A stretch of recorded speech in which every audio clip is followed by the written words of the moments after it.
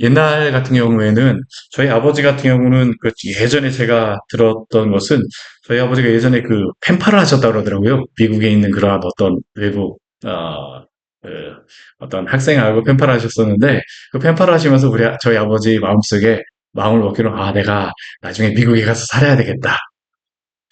근데 뭐 저희 아버지가 이렇게 펜팔을 보내시고 그랬던 때가 아마 한 60년대 뭐 한 그 정도 뭐 한 그 정도 될 거라고 50년대 60년대 그 정도 될 거라고 생각이 되는데 어, 근데 그로부터 지금 이제 한 몇 년 정도가 지났나요? 한 70년, 뭐 한 60 몇 년, 뭐 시간이 이렇게 지나고 난 뒤에는요, 요즘에 그 인터넷이라던가 뭐 유튜브라던가 이런 거에 보게 되면 심심치 않게 외국인들이 우리나라에 대하여서 참 좋은 나라라고 하는 그러한 것들을 이야기하곤 합니다. 때로는 어떤 사람들은 한국에 사는 것이 참 좋고 외국에 나가니까 오히려 더 불편하다는 그러한 이야기를 합니다. 이러한 이야기를 들을 때마다 야, 우리나라가 정말로 이게 많이 발전하고 부강해졌구나라는 그러한 생각을 합니다. 오늘 우리 대한민국을 보게 되면요. 우리가 어떻게 생각하든지 간에 전 세계에서 많은 나라들이 대한민국을 부러워합니다. 야, 저 나라는 참 살만한 나라고 참 살기에 좋은 그러한 나라다. 깨끗하고 정직하고 뭐 그러한 것들이 보여지는 나라다라고 이야기하곤 합니다. 그런데 우리가 또 막상 이 대한민국에 살다 보면 그렇지 않은 그러한 부분들도 많이 발견하게 되잖아요. 많은 사람들이 생각하는 그런 좋은 나라, 살고 싶은 나라, 요즘에 많은 사람들이 원하는 그런 나라. 그러나 아무리 이 세상에 좋은 나라를 할지라도 그러나 그 나라에는 명과 암이 있음을 우리가 발견하게 됩니다. 그러나 성경에서 오늘 말씀을 보게 되면요. 그러한 이 세상에 있는 그러한 나라가 아니라 정말로 하나님이 세우시는 나라가 어떠한 나라인가라는 것을 우리에게 오늘 보여주고 있습니다. 오늘 이사야서 11장 같은 경우는 제가 예전에 뭐 이 성경을 읽으면서 여기에 제목으로도 무엇이라고 적었었냐면요. 메시아 왕국이라고 적어놨습니다. 그리스도가 다스리는 그러한 나라, 주가 다스리는 나라가 어떠한 나라인가.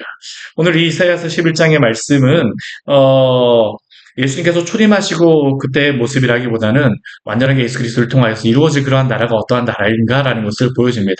구약의 그 선지자들은 예수님께서 이루시는 그러한 모습을 성취하신 그런 것을 두 가지를 동시에 봅니다. 무엇이냐면 예수님께서 초림 때 오셔서 이루실 그러한 구원에 대하여서 보게 되고요. 또 한 가지는 예수 그리스도가 재림 때 오셔서 이루어질 그러한 영원한 나라, 완전한 나라가 어떠한 나라인가를 보게 되어지죠. 오늘 이사야서 11장 같은 경우는 예수 그리스도를 통하여서 이루어질 그러한 주님이 다스리시는 그러한 나라가 어떠한 나라라는 것을 우리에게 보여줍니다.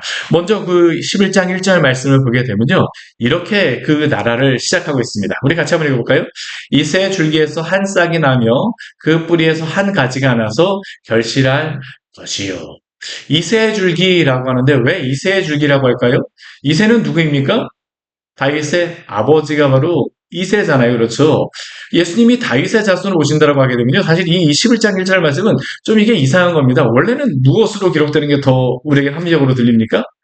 다윗의 줄기에서 한 싹이 나며 그 뿔에서 한 가지가 나서라고 하는 게 맞을 것 같은데 우리 이사야서 11장 말씀을 보게 되면요. 이새라는 것이 계속 보면 11절에서도 그렇게 이야기하고요.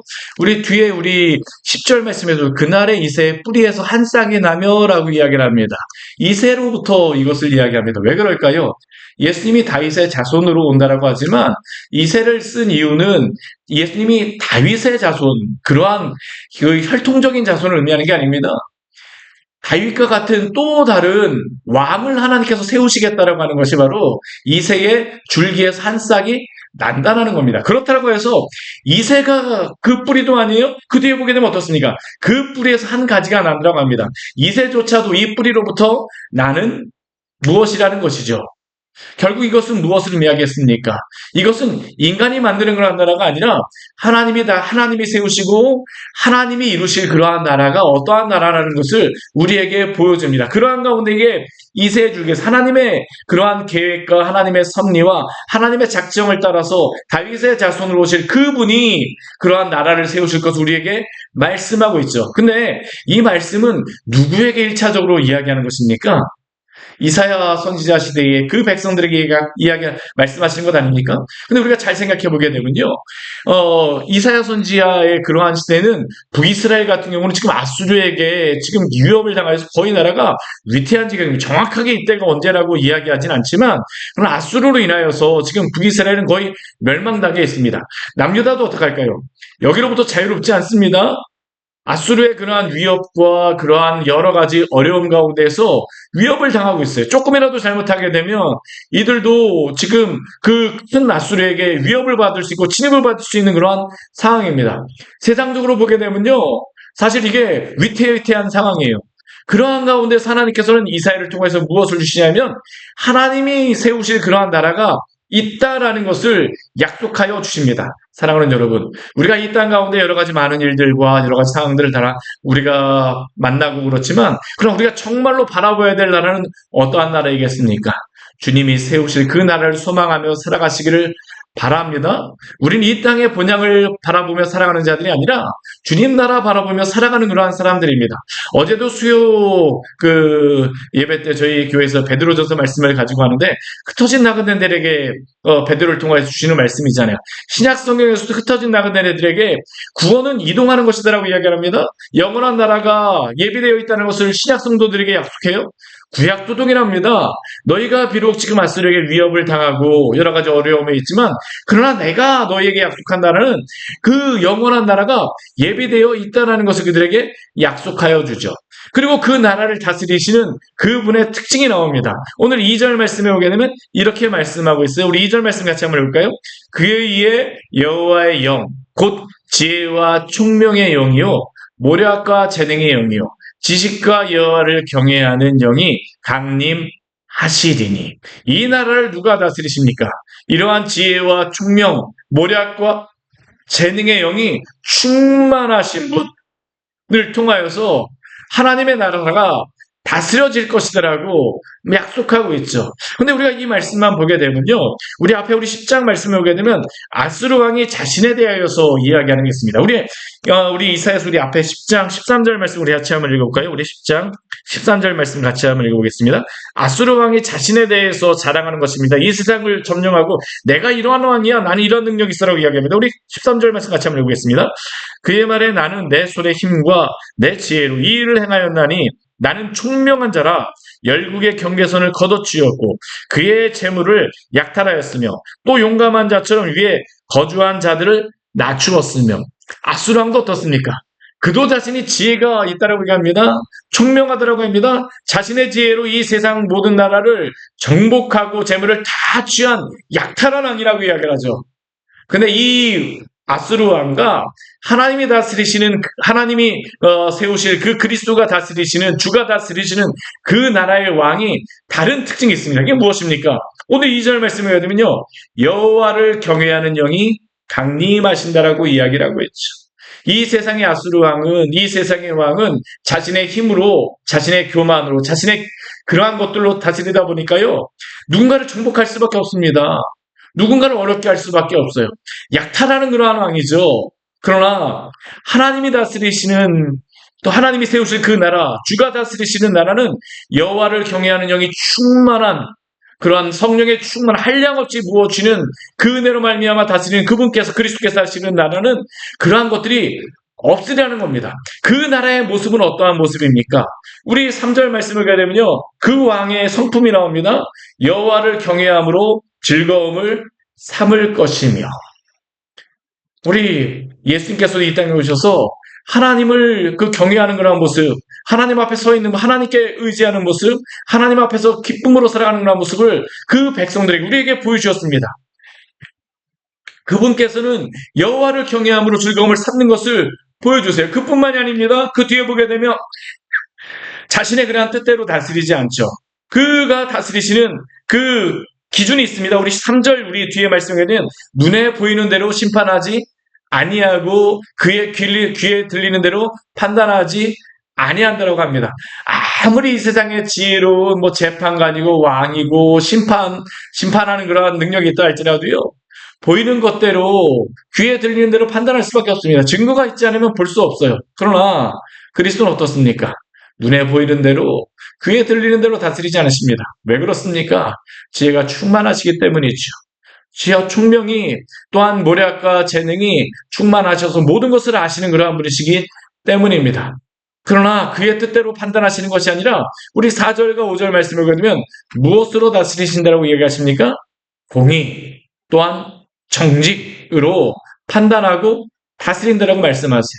공의로 그의 허리띠를 삼으며 성실로 그의 몸의 띠를 삼는다라고 말씀하십니다. 공평하게 다스리십니다. 근데 우리 4절 말씀을 보게 되면 이게 참 우리 아까 이세줄기, 다이세줄기가 아니라 이세줄기라고 했는데 우리 4절 말씀도 좀 재미있게 이것을 말씀하고 있습니다. 우리 4절 말씀 같이 한번 볼게요. 공의로 가난한 자를 심판하시며 정직으로 세상의 겸손한 자를 판단할 것이며 그의 입의 막대기로 세상을 치며 그의 입술의 기운으로 악인을 죽일 것이며. 우리 보통 우리 생각하기에는 공의로 또한 정직으로 다스린다고 했을 때 보통은 이 뒤에 누구를 심판하신다고 합니까? 가난한 자가 아니라 부유한 자, 자신의 그러한 재물을 취하는 그러한 힘 있는 자들을 보통 다스리는 것을 이야기하지 않습니까? 또 정직으로 세상에 겸손한 자를 판단할 것이라고 말씀하십니다.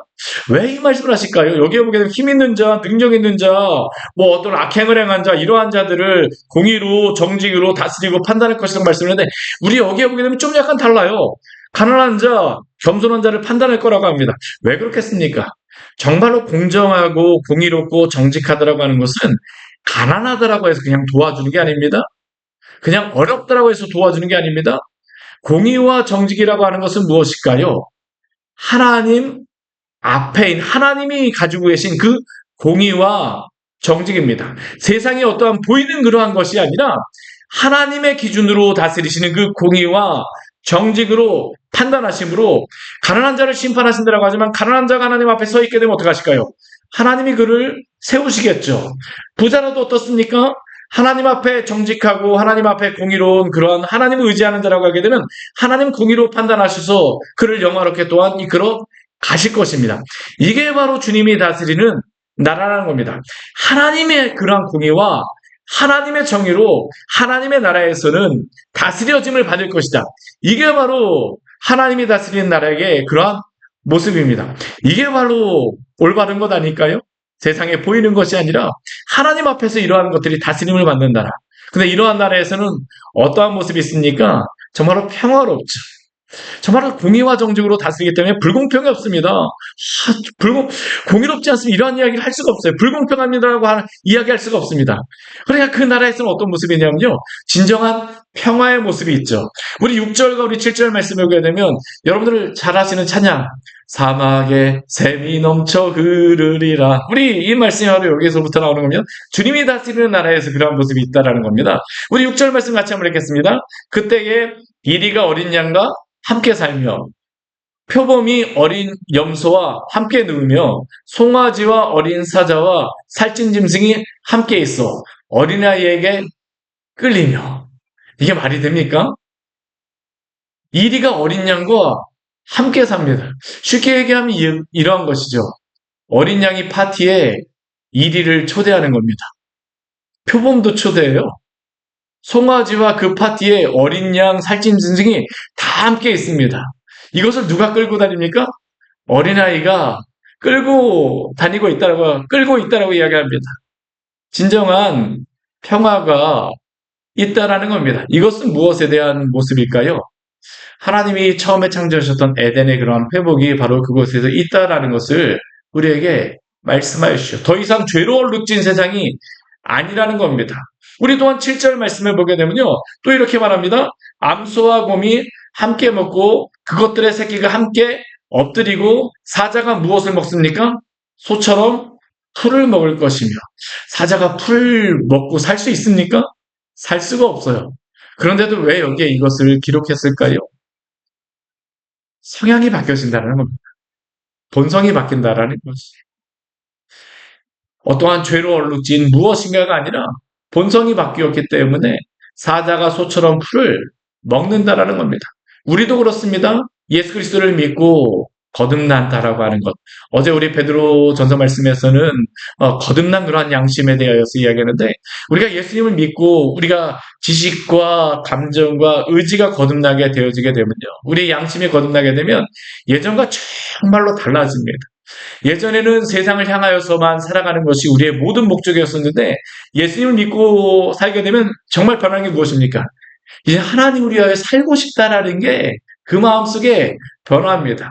요즘에 저희 둘째가 예수님을 믿고 나서 그 참 마음속에 뜨거움이 있습니다. 그러면서 항상 저한테 그 가끔씩 하는 이야기 중에 한 가지가 뭐냐면, 저는 아빠, 나는 하나님 안에 그 살아가는 것이 너무나도 즐겁고 기뻐. 그러면서 그게 조금이라도 자신이 무엇인가 그 은혜를 조금 놓치는 것 같으면, 이게 내가 조금 약해지는 것 같아서 너무나도 힘들어.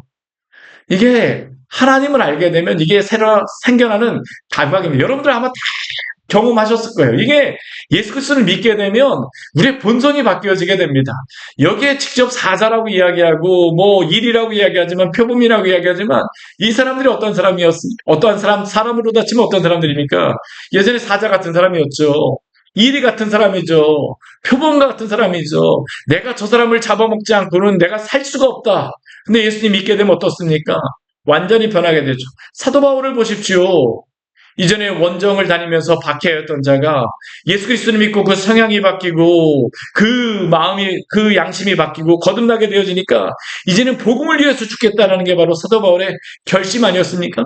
내가 이제는 세상의 영광을 위해 살아가는 것이 아니라 나는 이스라엘 중에 이스라엘이요 베냐민 지파요 그 바리새인 중에 바리새인이라고 하는 것이 그의 자랑이었던 사람이 이제는 그 모든 것들을 해로 여기고 배설물도 여긴다고 합니다. 그것이 더 이상 중요하지 않습니다. 왜 그렇습니까? 방향이 바뀌었기 때문입니다.